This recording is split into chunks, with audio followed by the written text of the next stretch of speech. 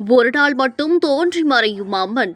அம்மன் சிலையை கிராம மக்களை உடைக்கும் வினோத திருவிழா. சிவகங்கை மாவட்டம் எஸ்புதூர் அருகே வலசைப்பட்டி என்ற கிராமம் உள்ளது.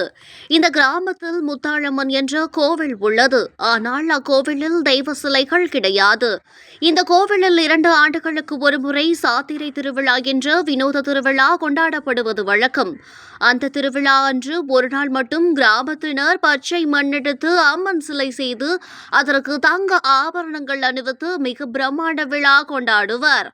15 நாட்கள் கொண்டாடப்படும் இவ்விழா இந்த ஆண்டு கடந்த செப்டம்பர் 23ஆம் தேதி காப்பு கட்டுதலுடன் துவங்கியது.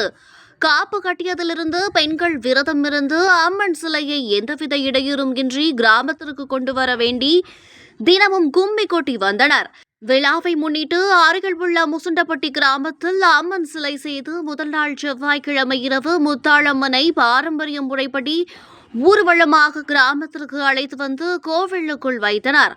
அப்போது பெண்கள் மாவிளக்கு சட்டி எடுத்தும் ஆண்கள் மெழுகுவர்த்தி ஏந்தியும் ஆட்டம் பாட்டத்துடன் கொண்டாடி வரவேற்றனர். பின்பு இரவு முழுவதும் அர்ச்சனைகளும் தீபாராதனையும் நடைபெற்றது. தொடர்ந்து புதன்கிழமை மதியம் வலசைப்பட்டி மற்றும் சுற்றுவட்டார கிராமங்கள் முழுவதும் கிடா விருந்து வைத்து பொதுமக்கள் மகிழ்ந்தனர். இன்று இரவு கிராம மக்கள் ஒன்றிணைந்து பறை சத்தம் அதிர, இளைஞர்கள் பெண்களின் ஆட்டம் பாட்டம் ஜொலிக்க, பட்டாசு சத்தம் விண்ணை பிளக்க, கோவிலிலிருந்து முத்தாளம்மன் சிலையை தோளில் சுமந்து சுமார் 2 கிலோமீட்டர் இருளில் ஊர்வலமாக நடந்து சென்றனர்.